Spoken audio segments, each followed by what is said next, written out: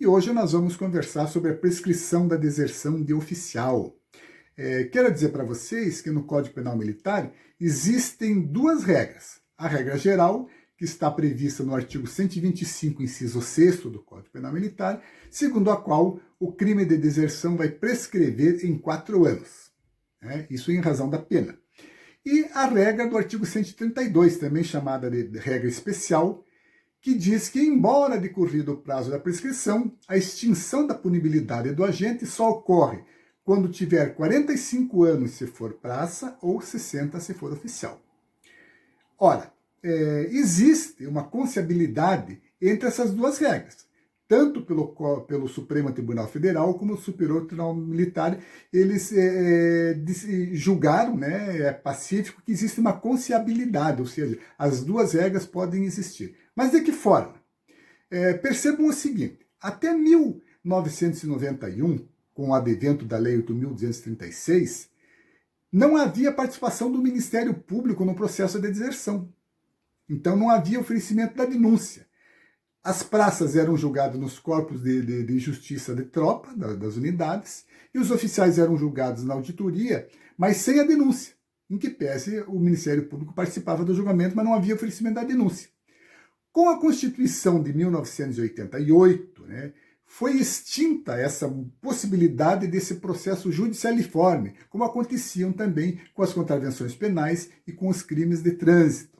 Então, o que aconteceu?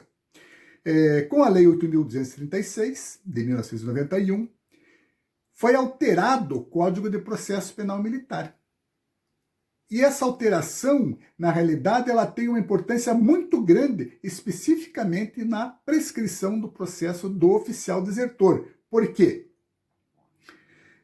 Hoje, existe uma diferença entre o processo de deserção de praças e o de oficial. No processo de deserção de praça, se aquele termo, a instrução provisória de deserção, se ela estiver tudo ok, ele permanece na auditoria aguardando a captura ou apresentação voluntária do desertor.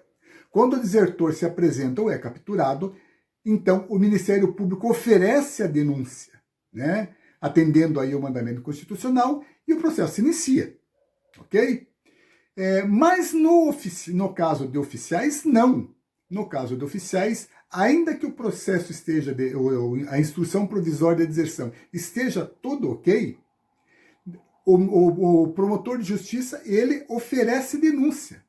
E o juiz recebe a denúncia mesmo que o oficial se encontre ausente, ou na condição de trânsfuga, como ficou conhecido pela jurisprudência do Superior Tribunal Militar e também até do STF. Devo dizer, entretanto, que esse termo trânsfuga ele é usado de forma equivocada pelos tribunais, porque trânsfuga diz respeito ao direito romano e significava aquele que desertava para o inimigo. Então seria o desertor traidor, que não é o caso da nossa deserção ou do trânsfuga como é tratado aqui no Brasil. Bom, então o que acontece na deserção do oficial?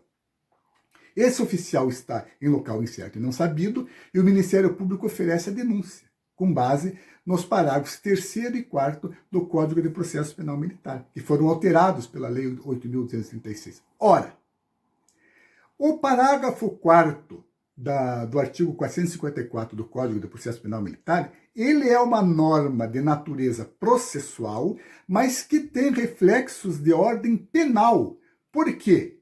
Porque ao receber a denúncia, quando o juiz recebe a denúncia, ainda que o desertor não esteja lá, o que acontece? Nos termos do parágrafo 5º do artigo 125 do Código Penal Militar, interrompe o prazo da prescrição, que começa a contar exatamente a partir daquele momento. Ou seja, a partir daí, o nosso entendimento é de que o prazo da prescrição para o processo de deserção do oficial se inicia a partir do recebimento da denúncia. E decorrido mais de 4 anos, aquele processo estará prescrito. No Superior Tribunal Militar, houve agora recentemente um caso até provocado por nós já escrevemos sobre isso, está lá o artigo na página Jus Militares, e também tratamos disso no nosso livro Comentários ao Código Penal Militar, de um processo que ultrapassou os 4 anos. O Superior Tribunal Militar não aceitou, por entender que a regra do artigo 132 ela está vigendo, né? E esse processo hoje ele padece de recurso em habeas corpus no Supremo Tribunal Federal. Ainda não temos uma decisão. Mas eu queria dizer para vocês o seguinte, né? Há um entendimento equivocado do STM e também pelo seguinte motivo, né? Uma vez recebida a denúncia, o processo começa a contar novamente o prazo prescricional, a partir dali. Esse é um entendimento, sem sombra de dúvida, inclusive pacífico, inclusive no Supremo Tribunal Federal. Ora,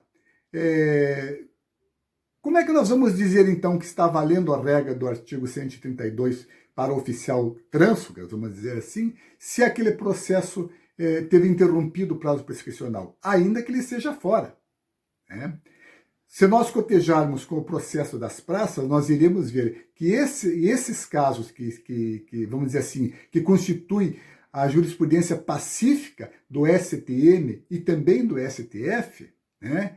Eles são todos de deserção de praças, ou seja, segunda deserção. Na primeira deserção, ele estava ausente em local não sabido, a praça, e era considerado trânsfuga, e aí então valia para ele a idade de 45 anos para extinguir a punibilidade, e ao ser preso ou se apresentado voluntariamente, capturado, se iniciava naquele processo a nova contagem, do artigo 125, parágrafo 5º, né? Então não há dúvida nenhuma sobre isso.